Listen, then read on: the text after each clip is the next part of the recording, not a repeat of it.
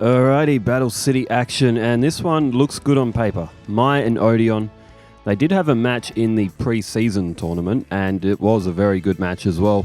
So hopefully it lives up to the hype once again.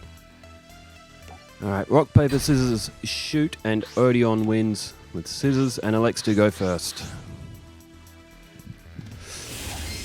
Alrighty, so Mai and Odion, they are probably going to have a pretty complex duel, but I am still going to go to the comments and I'll try and pay attention as much as I can to the duel as Odion starts off with a face-down defense. A face-down spell or trap. Mai's got Amazoness Swordswoman, so no risk when attacking with that. There's Rising Air Current, and Odion flips up Needle Wall, which is a very fun trap card. Okay, off to the comments section.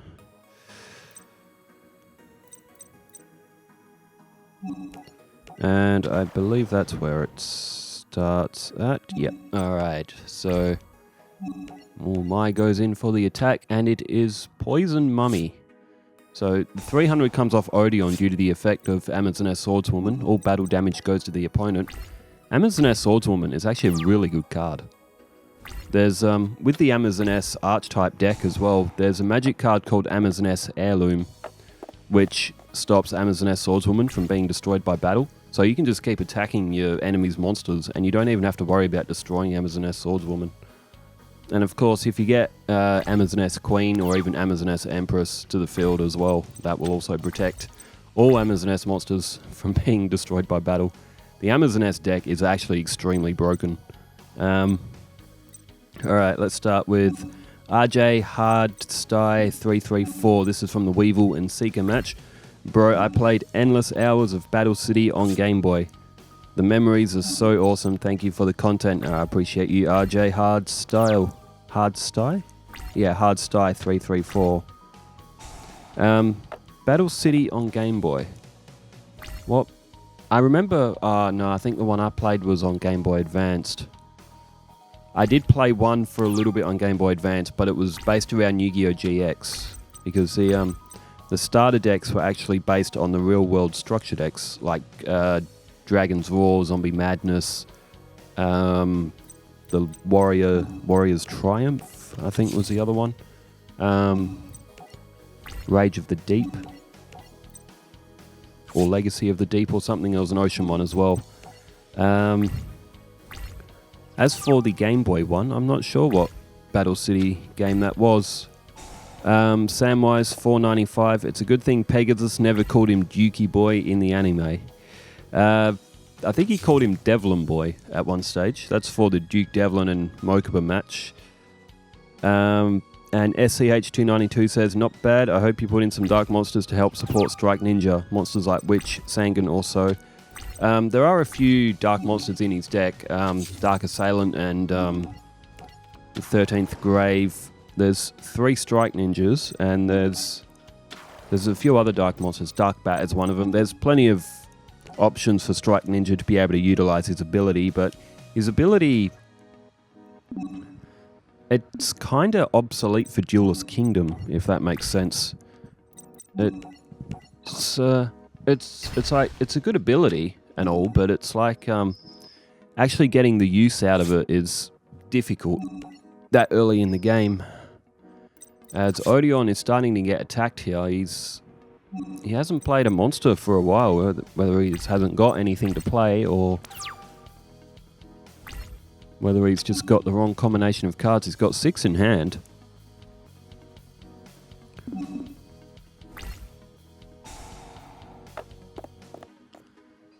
And oh, there we go. Needle Wall finally hits a target. Alright, TS Cheek says, I sometimes watch these before bed too. Usually love having this channel while I'm at work. And then Nick Johnston 644 commented on that saying, are you hiring? TS Cheeks. I remember someone saying they work from home. That may have been TS Cheeks, so that may be why. Like, if someone's working from home, sure, they can sort of play whatever they want on the big screen. As Harpy Girl has been... Okay, that wasn't a bad move from Odion. He's destroyed Harpy Girl, and he got Mai's Swordswoman off the field, which means when Mai hits her standby phase, that unfriendly Amazon will be destroyed because that needs to tribute a monster to stay on the field. Although, unfortunately for Odion, Mai has just drawn Harpy Lady number 1 and has an Elegant Egotist. So, unless Odion's got something to defend, we could be seeing a somewhat quick finish to this match. Cascade Hairstone 4606 says, I always thought Duke's necklace looked like Paimon from Digimon. It does a bit. I'm not going to lie, it does a bit. I definitely see it. And Tata 1008 says, rest in peace, Bean Soldier ×3. Ah, the legendary Bean Soldier. He does his best every time for Mokuba. It's just the rest of the deck lets down the Bean Soldier in some way. I mean, Bean Soldier, he's got such a close bond with me because I used him so much during Yu-Gi-Oh! Forbidden Memories. A weak warrior and a weak plant, straight away 1400 Bean Soldier, and right at the start of the game, when the enemies were only playing monsters that are between 3 and 500 attack points, Bean Soldier was a beast. Panda Huffs 5760 says, woo, let's go Rebecca. That's for the Rebecca and Strings match. She started her series yesterday along with Duke Devlin as well. And, there you go. So, Odion flipped up that Metal Reflex slime. So he's got 3000 defense. Now, Triangle Ecstasy Spark would put Harpy Lady Sisters to 2700. Would it then get the boost from the 500 from that field card? Alright, turn change back to Mai, draws negate attack.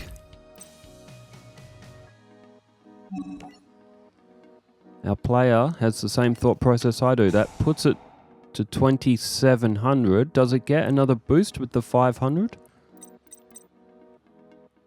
It must not. Huh. Another part of that Yu-Gi-Oh! Yu-Gi-Oh! Abnormalities. Well, I guess it didn't work. Oh well, I mean, Triangle Ecstasy Spark isn't really going to do that much because it actually makes the Harpy Lady Sisters weaker anyway. And, oh, hang on. Triangle Ecstasy Spark. Oh, that's got the effect. It gets rid of, stops the effects of all spell and trap cards as well. So Odion has actually lost his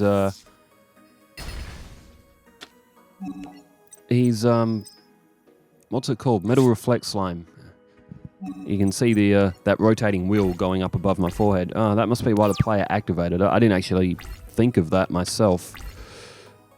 But that Triangle Ecstasy Spark, yes, that is actually, 2 hits the Harpy Lady Sisters.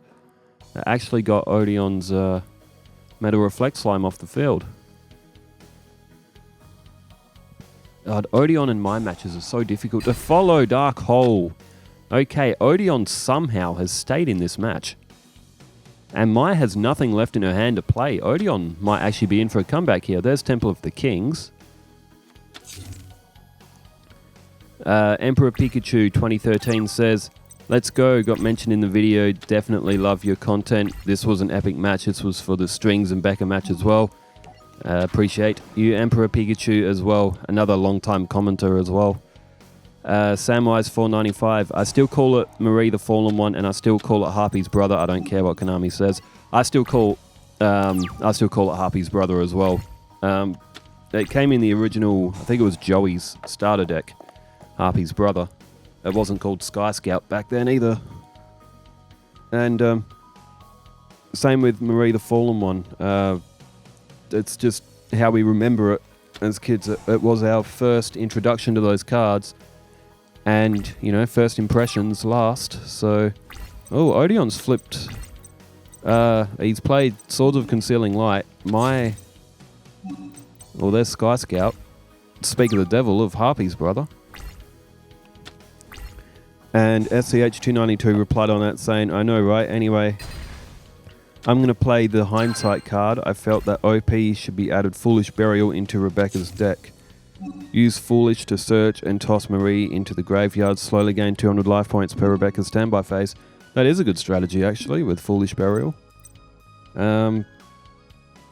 Foolish Burial, when you first read that as a card, When I first read that as a card, I was like, what possible effect could that possibly have?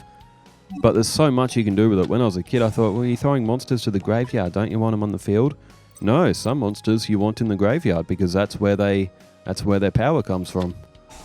And, oh, Judgment of Anubis. So Mai went for a remove trap to get rid of that needle wall. Odion has flipped up Judgment of Anubis. If Mai had monsters on the field, I think Odion would have been able to target one of them for a destruction as well. Connor Chavez, 7984. With all those second places, there can only be one.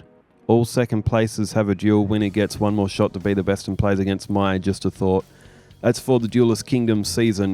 There were 4 players tied for second place. Kaiba, I think the Paradox brothers were there. Keith and... oh, who was the other one?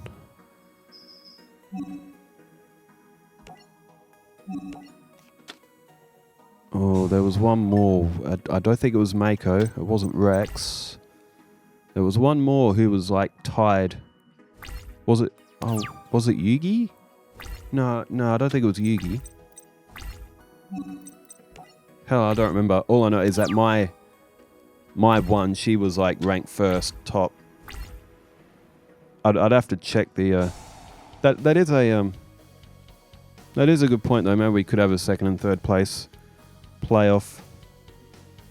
Jolo 7893 says you could have added other warrior monsters to Duke's deck and maybe the A forces for an extra bit of power to Orgoth. Plus I've used Dice Jar and its effect is one of the biggest double-edged swords in the game, especially if you combine it with the trap that 6.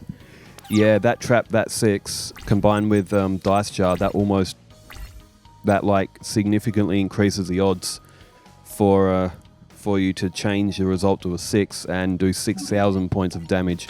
Dice Jar is the most... it's a fun card to watch, but in terms of play, like, use it at great risk because you could be the one losing 6,000 life points as well.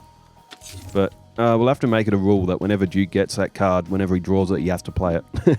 Just for the fun of it.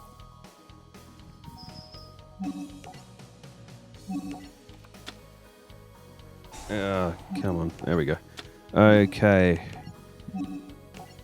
Chaos Marauder says, wouldn't the first Battle City opponent be Seeker or Arcana? I haven't fully got through the video yet, so if you have addressed that, I haven't got there yet. What I'm actually, that's for the Becca and Strings match.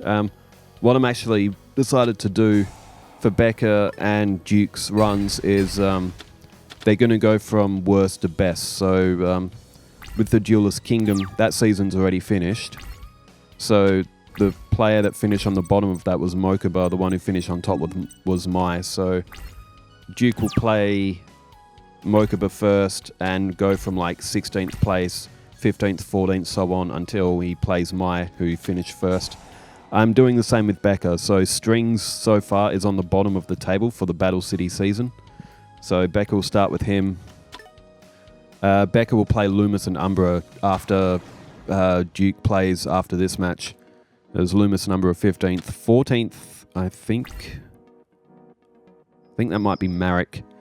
So we'll see Becca and Marek early on because Marek's deck isn't that good. And then I think it's Joey. So it's meant for their solo runs of their arc to get progressively harder. That's the thought process behind it. So that's just a new trial, just to see how it goes. So I'll still play every character in the tournament, but it should get progressively harder instead of having like some really difficult one straight up, then filled with a couple of real easy ones, then like a couple of harder ones, and then maybe get right to the end. Because if Becca plays Marek right at the end, Becca's probably going to cakewalk Marek because his deck isn't that good. So we'll get matches right at the end that just aren't that good. We should get the best matches right at the end of the series. As we see, I didn't actually see who won that match.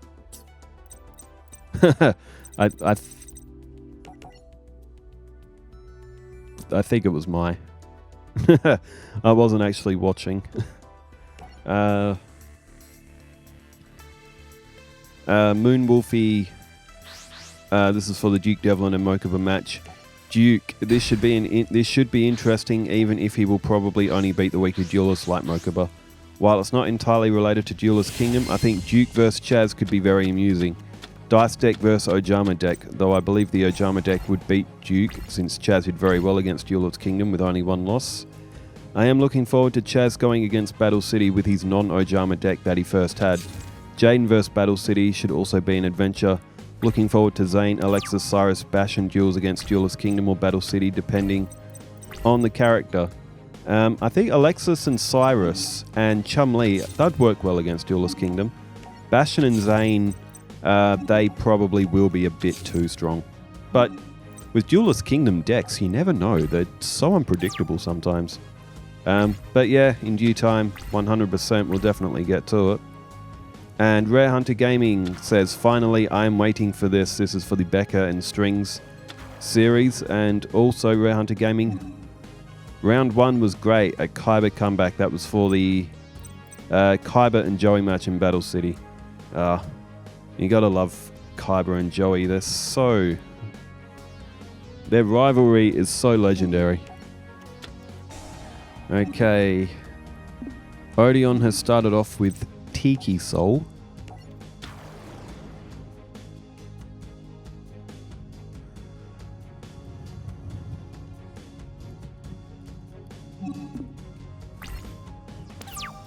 And turn change back to Mai. So, oh, there's Embodiment of Apophis as well.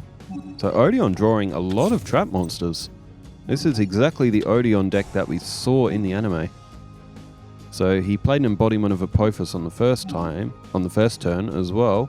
He's also got a Dark Hole sitting in his hand, ready to strike as well. So Embodiment of Apophis could go after Chainmaster or the Harpy Lady, and goes after Amazon S Chainmaster. And oh, Mai activates the effect. It's a costly effect. Unfortunately, it's not going to do Mai much, so she can pull a monster from her opponent's hand and add it to her own. And the monster that she's had to go with is Venom Boa, which isn't that strong.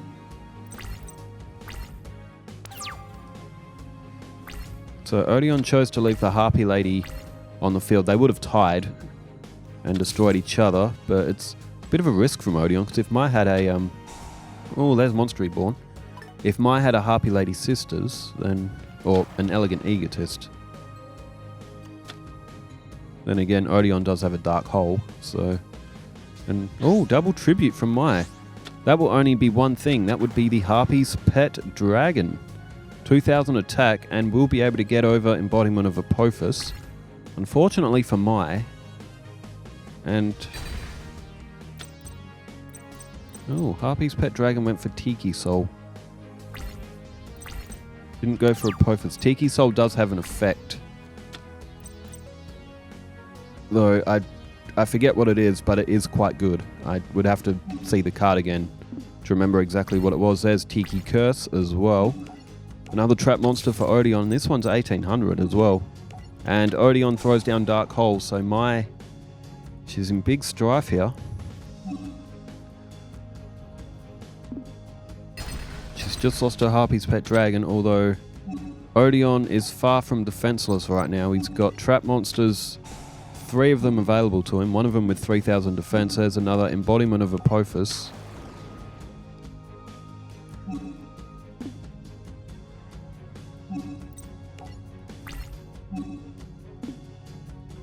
And going into battle phase, Embodiment of Apophis in for the attack.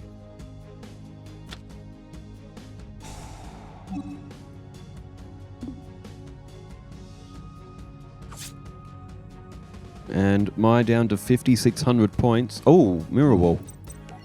I was just checking just in case I missed any comments, but I don't think I've missed any.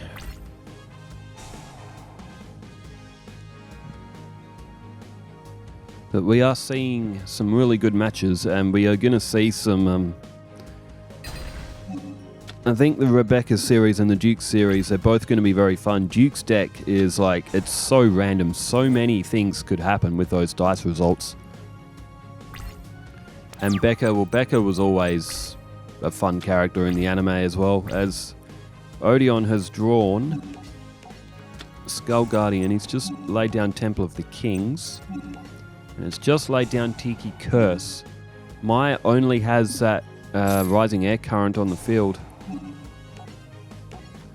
Alright, 18 and 16 is 3,400, so Maya's going to lose a lot of life points here. She's only going to be able to last one more turn. She has to draw something on her next turn.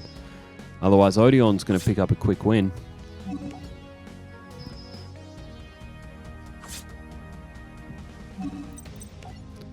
Now, I said it might have been Maya that won the last match. It wasn't Maya, it was Odion. Instant replay says that it was Odion. I was not paying attention. I didn't notice the match had ended. Alright, 2,200 for Mai, 8,000 for Odion, and I mean, it's not looking good for Mai at the moment. She's only got one card face down. It looks like she may have just bricked. 1,800, and this could be it. Whoa, it's a little bit anticlimactic, but Odion played well. He absolutely outplayed Mai on every possible turn on that.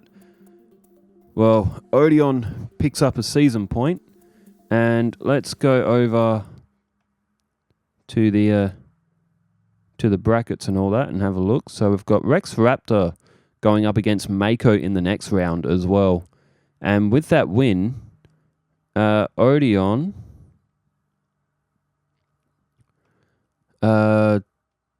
so just getting it back up on my screen again. There it is. Odion, he's still at 6th place. Mai has dropped down to 4th.